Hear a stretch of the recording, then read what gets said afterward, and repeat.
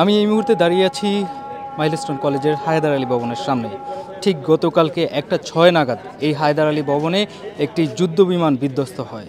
সেখানে কোমলমতি বেশ কিছু শিক্ষার্থী ছিল, আগুনে দগ্ধ হয়েছে এবং বেশ কিছু শিক্ষার্থী নিহতর ঘটনা ঘটেছে।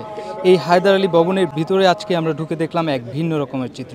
আমার ঠিক সামনেই বেশ কিছু শিক্ষার্থীর ব্যাগ পড়ে আছে। যুক্তরাষ্ট্রের 1 নম্বর জিম চেইন গোল্ডস জিম এখন আবারও বাংলাদেশে।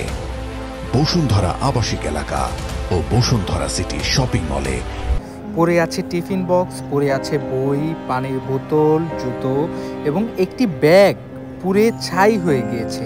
ব্যাগের ভিতরে বিস্কিটের প্যাকেট দেখা যাচ্ছে, কিন্তু বিস্কিট খাওয়ার মতো সেই কোমলমতি শিক্ষার্থীগুলো আর জীবিত নেই। হয়তো আমার সামনে আরেকটি শিক্ষার্থীর ডান পায়ের জুতা দেখা যাচ্ছে। সেই শিক্ষার্থী হয়তো বা আগুনে দগ্ধ হয়েছেন বা জীবিত আছেন বা মৃত আছেন তার কোনো হিসাব নেই।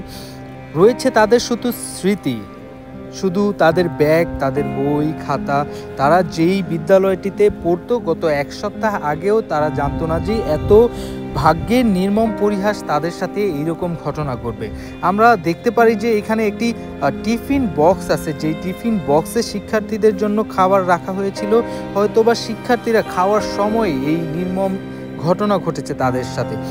আরও ঠিক সামনের দিকে আমরা দেখতে পারি যে নিচের দিকে গ্রাউন্ডের দিকে যাওয়ার সময় ঠিক এক নির্মম দৃশ্য। সেখানে হচ্ছে মাছি উঠতেছে, বোঝা যাচ্ছে সেখানে হয়তোবা কোনো শিক্ষার্থী পড়ে গিয়েছে বা শিক্ষার্থীর বডি পুড়ে গিয়েছে। সেখানে রক্ত মাংসের একটি গন্ধ, পচা গন্ধ টাইপের লাগছে, পোড়া পোড়া। এখানে বেশ কিছু শিক্ষার্থীদের ব্যাগ পড়ে আছে, শুধু নেই এই ব্যাগের মালিকগুলো। হারিয়ে গিয়েছে সেই কোমলমতি শিক্ষার্থীরা।